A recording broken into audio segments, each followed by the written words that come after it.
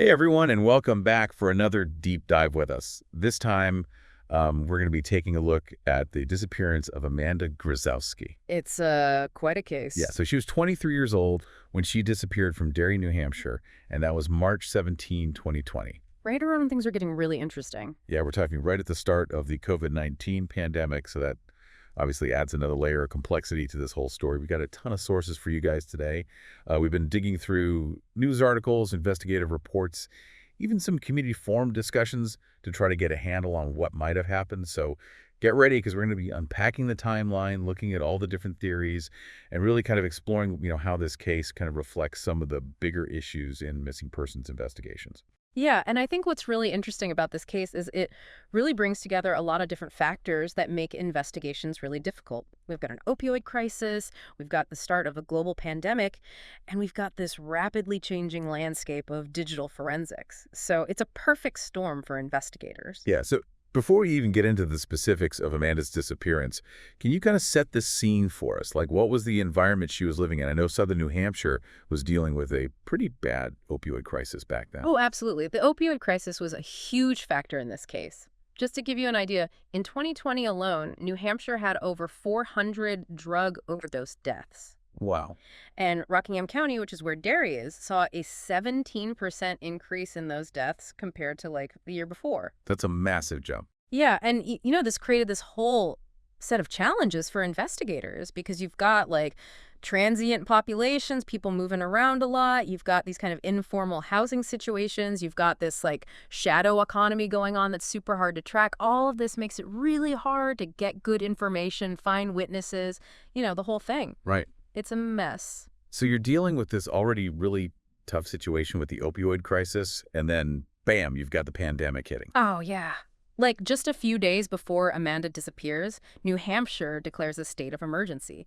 Lockdowns, stay-at-home orders, you know the drill, movements restricted.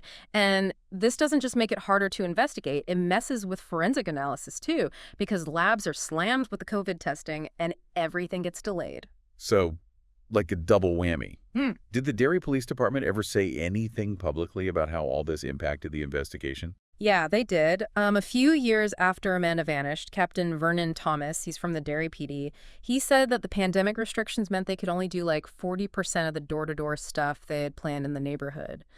And even the tips they were getting online dropped like crazy compared to before the pandemic. It makes sense, though. People were scared and just trying to deal with their own stuff. Yeah, totally. Missing person case, not exactly top of mind for most folks back then. Right, right. Okay, so with all of that as background, let's get into what we know about Amanda's last movements. Where does the timeline actually start? So the last confirmed sighting of Amanda was actually at her brother's apartment in Derry. This was the evening of March 16th, 2020. Okay. And earlier that day, she was caught on camera checking out of the Budget Inn in Nashua. She had basically run out of money to stay there any longer. So she was homeless. Yeah, pretty much. People saw her loading her stuff into a friend's car and then heading to her brother's. That evening, there were 4 other people at the apartment. 2 guys, 1 woman, and obviously, Amanda's brother. Okay, and what were they doing? Anything weird going on? Witnesses said they were drinking and smoking pot, but no mention of harder drugs. Around 11 that night, Amanda sent a Snapchat photo from the apartment. That was the last confirmed digital activity from her. Did investigators get anything from that Snapchat account? Like any hints about where she might have been going? Well, they were able to pull some deleted messages, and those messages said something about meeting someone at the tracks. They think that might have been the abandoned railroad tracks near Hoodcroft Industrial Park. It's not that far from the apartment. Okay, so last seen at the apartment that night. Well, yeah. Her brother said he saw her asleep on the couch around 2:15 a.m. Everyone went to bed. But when he woke up around 6:30, Amanda was gone. And that's when everyone started to worry. Well, not right away. Her brother actually waited a few hours before reporting her missing. They said Amanda had a history of kind of disappearing for a bit, so at first it wasn't a huge deal. Oh, okay. But as time went on, it became clear that this was different. Right. What about her stuff? Did she leave anything behind at the apartment? Anything that could help figure out what happened? Yeah, a few things. Her cell phone, a Samsung Galaxy J3 Prime, but it had a passcode. There was also a prescription bottle of sertraline, mostly full. And her wallet was there too. Some cash and her EBT card. But get this. Her sneakers. were still at the apartment. There's sneakers. Why is that important? Well, people who knew her said she always wore her sneakers, especially if she was going out. Leaving them behind, along with her meds, makes it seem like she didn't plan on leaving for good. Yeah, that's kind of strange. So what did the police do? Like, what were their first steps? The first missing person report wasn't filed until 8:15 that morning. And like we said, there was a bit of a delay because Amanda was an adult and had disappeared before. Right, right. But by 10 a.m., officers were at the apartment. And here's the thing. They found what looked like blood spatter in the bathroom. Blood. Was it hers? Unfortunately, no. They did a luminol test, but it was Yeah. inconclusive. So they sent the sample to the state lab, but, pandemic backlog and all that. Yeah. To this day, in 2025, they still haven't released those results. That's crazy. So what else? Did they use search dogs? Oh, yeah. They brought in a canine unit that afternoon. The dog tracked Amanda's scent to Beaver Brook, which is nearby, but the trail just stopped at the edge of the water. They did sonar scans, but nothing. Wow. 2 days later, the New Hampshire cold case unit took over the investigation. They realized this was going to be complicated. Yeah, definitely sounds like it. What did they find? Anything new? They figured out that Amanda's phone last pinged off a cell tower in Derry around 3:02 a.m. on March 17th. But there was no activity on her bank accounts after she disappeared, and her social media went silent after that last Snapchat pic. So nothing. Just silence. I guess at this point they had to consider everything, right? What were the main theories they were working with? 3 main theories: voluntary disappearance, foul play, and accident or misadventure. And each one had its own evidence and its own problems. It was a mess, honestly. Yeah, it sounds like it. Let's break those theories down one by one. Starting with voluntary disappearance, what made them think she might have just taken off? Well, there was some history there. Amanda had gone missing 3 times in 2019, but each time she came back within 48 hours. Plus, she was dealing with a lot back then. Custody battle with her ex, money problems. It's possible she just wanted to start over, leave everything behind. But she left all her important stuff, right? Meds, wallet, doesn't really add up. You're telling me. Plus, there's more. No withdrawals from her savings account, and she left a necklace that meant a lot to her. Hard to imagine her just ditching all that. Yeah, definitely. And 5 years is a long time to just disappear, especially if you're struggling financially. Exactly. This private investigator, Mark Rosenthal, he's worked on a ton of missing persons cases, and he says that even people who intentionally disappear usually come back within like 90 days, for money reasons. That makes sense. Okay, so what about foul play? Was there anything pointing to something more sinister happening? Well, yeah, that was a big focus, especially with the blood spatter in the bathroom. Early on, the Derry PD had 3 persons of interest. Oh, wow. And who were they? One was a guy she knew who later got busted for domestic violence. Another was involved with drugs and apparently owed Amanda money. He skipped town right after she disappeared. And the third was her ex. Okay, so did they find anything solid connecting them to Amanda's disappearance? Not really. The first guy, his phone records put him near a bus station in Manchester a few hours after Amanda was last seen, but that's not really proof of anything. And most importantly, there's no DNA evidence linking any of them to the scene. Plus, Amanda's phone didn't have any messages that made it seem like she was scared of anyone or anything like that. So no clear connection to any of those guys. What about the accident or misadventure theory? It seems like with her lifestyle and where she was, that could be a possibility. Yeah, it's definitely a real possibility. That area around her brother's apartment has a lot of places where something could have happened, like the railroad trestle over Beaver Brook. That's an 80-foot drop. Plus, there's abandoned warehouses, and who knows what else going on in those places. An accidental fall, an overdose, running into the wrong person. It could be anything. Did they search those areas to rule that stuff out? Yeah. Starting in 2022, a group called 2A Tactical, they specialize in fancy drone stuff. They searched that whole area really thoroughly. They used LiDAR, mapping, ground-penetrating radar, even cadaver dogs. But even with like over 1,400 volunteer hours, they found nothing. It's crazy how someone could just vanish these days. But I guess we've also got to think about the whole digital side of things, like how technology played a role in all this.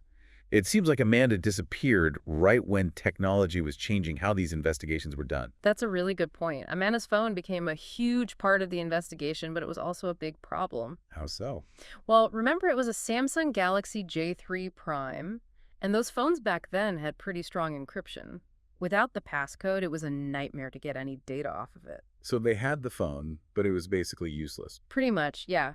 And it gets worse because Amanda was a big Snapchat user, and, those messages disappear after you see them. Plus, Derry's pretty rural, not a lot of Wi-Fi back in 2020, so tracking her movements from her phone was almost impossible. It sounds like the investigators were fighting an uphill battle from the very beginning. Did any tech experts say anything about this? Yeah, there was this cybersecurity expert, Dr. Elena Marquez. She spoke to state legislators in 2023 about how we need better ways to get data off of locked devices in missing persons cases. She specifically talked about Amanda's case as an example of how important those first few hours are and how not being able to get data right away can mean losing important clues. Yeah, that makes sense. Okay, so let's go back to the people involved. What about the people who last saw Amanda? Did what they said help at all? Or raise any red flags? Well, the statements from the people who were at the apartment that night turned out to be a bit of a mess. What do you mean? There are a lot of differences between what they said in 2020, right after Amanda disappeared, and what they said when they were interviewed again in 2024. Oh, wow, that's weird. Like, what kind of differences? For example, Amanda's brother first said that she was asleep on the couch when he last saw her. But later, he said she might have gone outside for a smoke. One of the guys there first said he never left the living room that night, but then he added something about hearing a door slam around 3 a.m. And the woman who was there, her story about whether Amanda was sober that night changed a lot too. Those are some pretty big changes. Do you think they were just forgetting stuff, or were they trying to hide something? Tough to say for sure. They brought in a forensic statement analyst, Dr. Paul White, to look at everything. He said it was pretty likely that they were coordinating their stories to some degree. Really? Yeah. And he pointed out some specific language they used and how they reacted emotionally that suggested they might be holding back information. So we've got conflicting info, the phone's locked, and now possibly shady witnesses. It's a lot. But Amanda's family has been pretty vocal about all this, haven't they? Oh, yeah. Amanda's aunt, Joan O'Connor, she's been incredible. She's been pushing to keep Amanda's case in the spotlight and get some answers. What exactly has she been doing? Well, she started a nonprofit called Amanda's Alert. They've put up thousands of flyers all over New England, trying to keep Amanda's face out there. She's also been a big voice in trying to pass legislation to make sure the police respond faster when an adult goes missing. That was a big problem in Amanda's case. Yeah, that makes sense. So they're turning this horrible thing into something positive, trying to make sure it doesn't happen to anyone else. That's amazing. But it's not just family getting involved these days, is it? There's a whole online community dedicated to solving mysteries. What role have they played in all this? Oh, they've been super involved. Some good, some bad. On sites like Web Sleuths, people are analyzing every little detail of Amanda's social media, trying to find anything that might help. There are YouTube documentaries with millions of views, bringing attention to the case, even TikTok filters that show Amanda's last known locations. Wow. So they're using tech and social media to raise awareness and maybe even find new leads. Exactly. But there's a downside, too. The Derry PD has talked about how some of these online detectives have gone too far, like swatting incidents at the homes of people they think are involved, flooding the tip line with false leads, and even doxing witnesses and their families. Oh, wow, that's not good. I guess good intentions can only take you so far. Exactly. It's a reminder that sometimes even wanting to help can cause more problems. For sure. Okay, but let's go back to the tech side of things for a minute. We talked about the problems with Amanda's smartphone, but there's been some really advanced tech used in this case, too. Right? Oh, yeah. Remember 2A Tactical, the group with the drones? They've been doing some really cool stuff. Yeah, the guys doing those searches. What kind of tech are we talking about? They've been using multispectral imaging, which can help find disturbed soil, like where someone might have buried something. They've also got AI that can analyze thousands of photos from the drones, looking for anything out of the ordinary. And this is the really wild one. Thermal residual analysis. What's that? It can actually find burial sites that are decades old by looking at heat patterns. Seriously? Oh, Like, yeah. how does that even work? It's based on the idea that even after years, a decomposing body can leave behind these tiny temperature differences in the soil, and they can pick that up with their equipment. That's incredible. Did it help in Amanda's case? Well, in 2024, they found something weird near Hoodcroft Park, but when they dug it up, there was nothing there. But they were able to use all the data they collected to create models of how bodies decompose in different areas that can help them refine their searches in the future. And get this, they even had people online helping them look through all the drone footage. Wow. So they're combining high tech with crowdsourcing. It's pretty It's amazing. like a real-life CSI episode. Yeah. Okay, what about DNA? Was there anything they could use? They didn't find any DNA at the scene, but Amanda's family hasn't given up on the idea of using genetic genealogy to find answers. They've uploaded a partial DNA profile to Family Tree DNA, and they're working with 23andMe, hoping to find relatives who might know something or who might connect Amanda to other missing person cases. So even without forensic evidence, they're not giving up. Exactly. And there's more. Parabon Nanolabs, they do DNA phenotyping. They created a snapshot report based on Amanda's DNA. A snapshot report, what's that? It's like a prediction of what someone looks like, just based on their DNA, kind of like a genetic sketch artist. The report for Amanda said she was probably of Northern European ancestry and had a tendency to freckle. But here's the interesting part. It said she had hazel eyes. Wait, I thought her family said she had blue eyes. That's right. This difference in eye color has caused some confusion. Maybe the family was wrong, or maybe Amanda wore colored contacts. But it also makes you wonder if there's been a case of mistaken identity somewhere, which could totally change the investigation. That's a really interesting twist. And this is where the whole true crime aspect of this case gets really fascinating. Amanda's story has been all over the media, but it seems like her case has challenged a lot of the usual stuff we see in true crime, don't you think? Absolutely. Especially compared to some of the early coverage, there's been a real shift towards treating Amanda's story with more sensitivity and nuance. Can you give us some examples? Like, how has the media handled this case differently? Well, WMUR, that's a local news channel, they did a whole report on Amanda's case using what's called addiction-neutral framing. Basically, they told her story without judging her or using those stereotypes that usually come up when someone struggles with addiction. Okay, that's good. There's also a podcast called The Amanda We Knew, made with her family. It tells her story from their perspective, focusing on her as a person and how much they miss her. Even PBS Frontline did an episode on her case that avoided all the sensational stuff you usually see in true crime documentaries. That's good to hear. Yeah. But you mentioned earlier coverage being more sensationalized. What was that like? Oh, there were definitely times when the media played up the whole addict disappears angle. Like Dateline NBC really pushed that narrative, which is just lazy and dehumanizing. And the New York Post, they even had a headline that said hooked on vanishing. It was pretty bad. Yeah, not cool. It's sad that those kinds of stories are still out there. But it sounds like Amanda's case has also led to some positive changes, right? Like some laws have been changed because of what happened. Yeah, for sure. Amanda's case was a big reason why New Hampshire passed Senate Bill 592. It makes hospitals and law enforcement share information in real time when someone goes missing. That was a big issue in Amanda's case, the lack of communication. So closing those gaps, that's huge. What else? Well, the town of Derry now requires security cameras in all multifamily housing. That's directly because of the lack of footage from Amanda's brother's apartment building. Wow. They're really trying to learn from what happened and prevent it from happening again. Absolutely. And even at the federal level, there's the GRACE Act. It stands for Granting Resources and Assistance to Cultivate Hope, and it was passed in 2023. This law lets families go to court to get access to a missing person's locked devices, but only in certain situations. It was a direct response to the trouble investigators had with Amanda's phone. So giving families more power to help find their loved ones. But I imagine there are people worried about privacy with a law like that. Oh yeah, for sure. There's always that balance between personal freedom and police powers. People against the Grace Act say it could be abused and lead to people's privacy being invaded, but the people who support it say that similar laws have already helped solve a lot of missing person cases since 2022. It's a really tricky issue. No easy answers. Well, it's clear that Amanda's disappearance has had a big impact, both in terms of raising awareness and changing laws. But sadly, her case is still unsolved. What's the current status? 5 years later, where do things stand? As of today, March 3rd, 2025, Amanda's case is still open and active. The Derry PD has over 1,400 documents from the investigation, and they're still chasing down leads.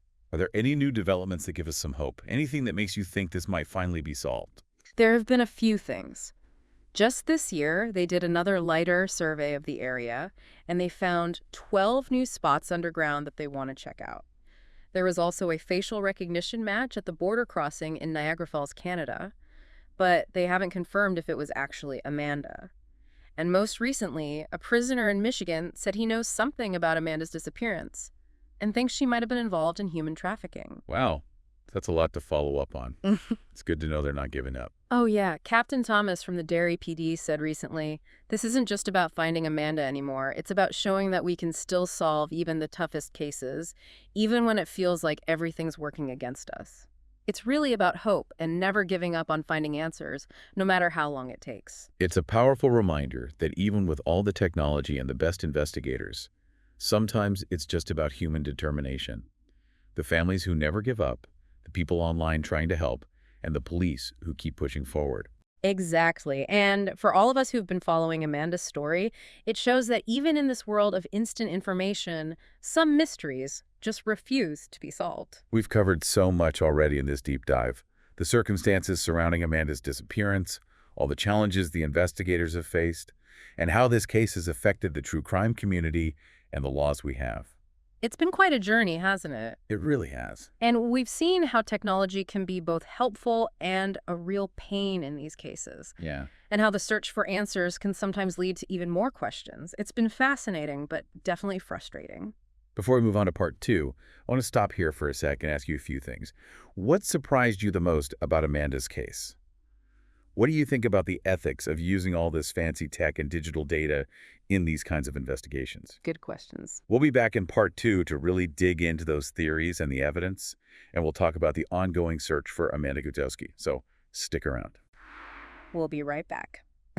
Welcome back to our deep dive into the disappearance of Amanda Grazewski. It's a case that really gets under your skin, doesn't it? Like, Yeah. the more we learn, the more questions pop up. Absolutely, and that's what makes this case so interesting. It's not a simple answer. There are so many different angles, so many possibilities, and yet the big question remains, what happened to Amanda? Right, exactly. So let's pick up where we left off. We were talking about the different theories about what might have happened to Amanda. Voluntary disappearance, foul play, accident, or misadventure. Right, and as we saw, each theory has its own set of problems and challenges. Okay, so let's dive into the actual evidence, or in some cases, the lack of it. What were some of the big things that investigators focused on, and what did those tell us? Well, one of the first things, like we talked about, was that possible blood spatter in the bathroom at Amanda's brother's place. That obviously made everyone think about foul play right away. But remember, the initial test didn't give us much, and then the sample they sent to the state lab got stuck in that huge backlog from the pandemic. It's crazy how something like a global pandemic could have such a direct impact on a local investigation. Do we know why those results are still pending after all this time? You know, there's been a lot of talk about that delay. Some people say it's just a matter of resources, like the state lab is still catching up from all the COVID stuff. But others think there might be something more to it. Maybe the results are more complicated than they thought, or maybe they found something that they're not ready to tell anyone about yet. It's like this big mystery within a mystery. It just adds to all the speculation. But let's talk about Amanda's phone. We know it was locked, which was a huge problem, but were they able to get anything off of it? They managed to get some basic things like the call logs and the last few texts she sent and received. But the really juicy stuff, like those deleted Snapchat messages, that was all locked up tight because of the encryption. Back in 2020, the technology to break into those phones wasn't as good as it is now. So a whole bunch of clues locked away in that phone, maybe forever. That's got to be tough for her family. It is, and it really shows how technology is always changing and how law enforcement is always trying to catch up. As encryption gets stronger, it gets harder for them to do their jobs. And in a case like this, where every little bit of information could be crucial, those delays can be agonizing. Yeah, no kidding. Speaking of agonizing, what about those witnesses we talked about earlier? Remember all those inconsistencies in their stories and the possibility that they were working together to cover something up? Did the police ever confront them about that? They did, but it didn't really lead to anything. The witnesses stuck to their news stories, saying that the differences in their earlier statements were just because they were stressed, maybe drunk, or just forgetting things over time. And you got to remember, at that point, none of them were officially suspects, so they weren't obligated to say anything more than what they already had. It's like a giant game of he said, she said, made even harder to figure out because so much time has passed and there's all this media coverage and speculation online. Exactly. It becomes this tangled mess of memories and perceptions where it's almost impossible to separate truth from fiction. And in a case like Amanda's, where there's no crime scene and no physical evidence tying anyone to her disappearance, what those witnesses say becomes even more important. And of course, that means their statements get examined even more closely.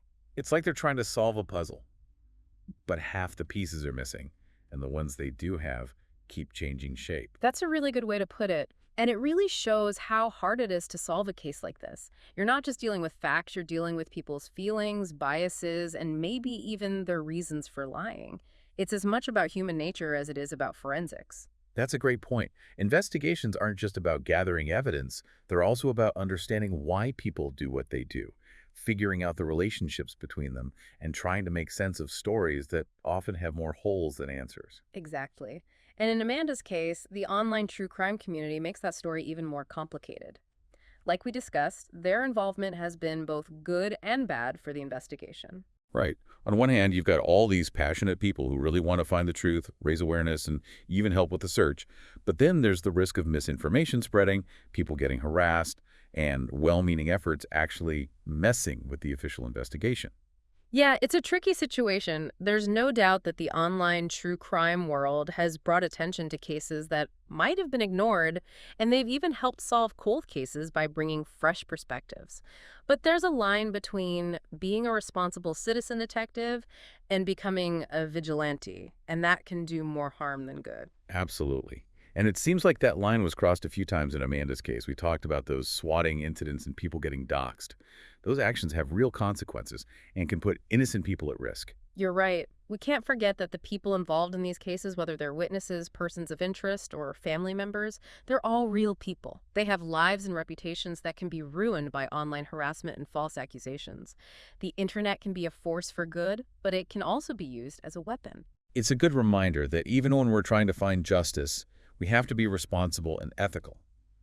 The truth is important, but so is protecting the people involved. Well said. And that brings us to the bigger question of how we use technology in investigations. We talked about the GRACE Act, which gives legal access to locked devices in certain situations. But there are lots of other technological advancements that make us think about privacy and surveillance in our society. Like that advanced drone stuff used by 2A Tactical. It's amazing what they can do with LiDAR and thermal imaging. But it makes you wonder about privacy. Could that technology be used for other things besides finding missing people? Could it be misused? That's a very valid concern, and it's a conversation we need to have. Technology is changing so fast, we have to talk openly and honestly about how it's being used, what protections are in place to prevent abuse, and what the unintended consequences might be.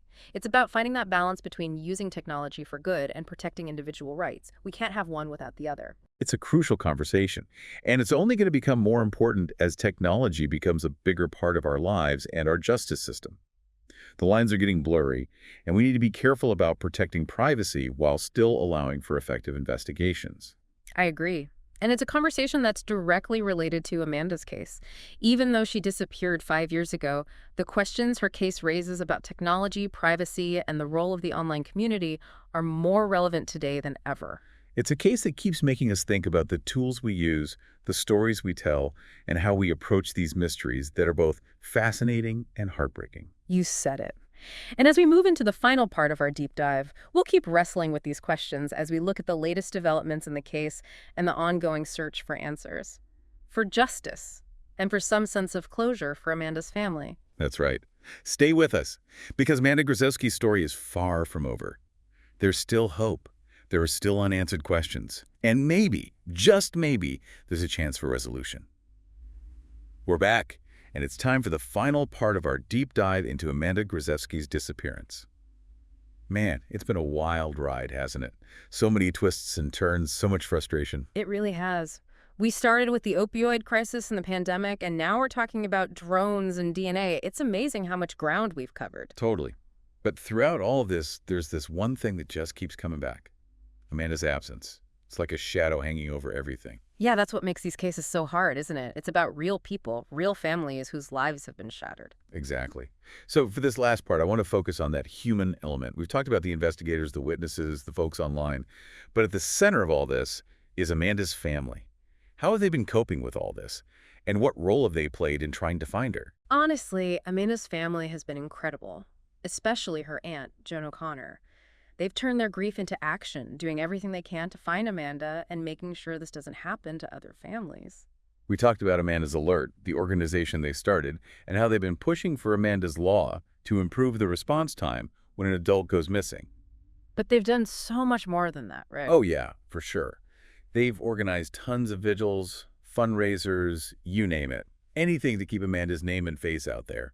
They've teamed up with groups like the National Center for Missing Adults, and they've even worked with true crime creators to tell Amanda's story in a sensitive and responsible way. It's incredible how they've managed to take something so awful and turn it into something positive, pushing for changes, helping other families. It's truly inspiring. It really is. They haven't given up, and their determination is contagious. It gives you hope that Amanda's case can still be solved. And they've made a real difference, haven't they? We talked about those new laws in New Hampshire, the increased awareness about missing persons, and the advances in forensic technology.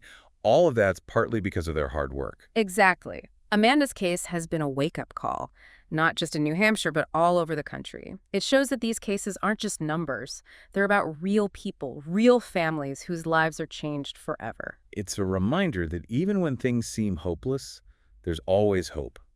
People don't give up. They keep searching, keep fighting for answers. That's what keeps this story going. We've seen that throughout our deep dive. The investigators who haven't given up, those online folks digging through every detail, and those amazing technological advancements, it's all driven by this desire to bring Amanda home. And as we wrap up this deep dive, we have to acknowledge that even with all the technology and all the effort, sometimes mysteries just stay mysteries. That's the hard truth. We may never know for sure what happened to Amanda Grazewski, but that doesn't mean her story is over. We can't stop searching, stop hoping, stop demanding answers. Absolutely. Her case is still open, and the investigation continues. And like we've seen, new leads can pop up even years later. Sometimes the smallest detail can be the key that unlocks everything. Right. Think about those new developments we talked about. The LiDAR survey, the facial recognition match, the prisoner story, those are all reasons to keep hope alive. Even if those leads don't pan out, Amanda's case has already changed things for the better. It sparked important conversations about the opioid crisis, about how we investigate missing persons, about the ethics of technology, and about the power of communities coming together. It's made us face some uncomfortable truths about our society and think about those big questions about privacy and security in this digital world. These are conversations we need to keep having, not just about Amanda, but about how we move forward as a society. And maybe the most important lesson from Amanda's case is the sheer strength of the human spirit. A family's unwavering love for their missing loved one. The belief that even in the darkest mysteries, the truth is out there. It's inspiring, for sure. So as we close this chapter on our deep dive into Amanda Grazewski's disappearance, I want to leave everyone with a few thoughts. First, remember Amanda's story. Tell others about it. Keep the conversation going. Don't let her memory fade. That's so important. Second, please support those organizations that are working to bring missing people home. There are so many families out there going through the same pain, the same uncertainty. They need our help, our compassion, and our voices to amplify their stories. I couldn't agree more. And finally, don't be afraid to ask those tough questions. Challenge the status quo. Hold people accountable. The search for justice, for answers, for closure. It's something we have to do together. Amanda's case shows us that. Thank you for joining us on this deep dive. It's been an honor to share this journey with you. And until next time, stay curious, stay engaged, and never, ever lose hope.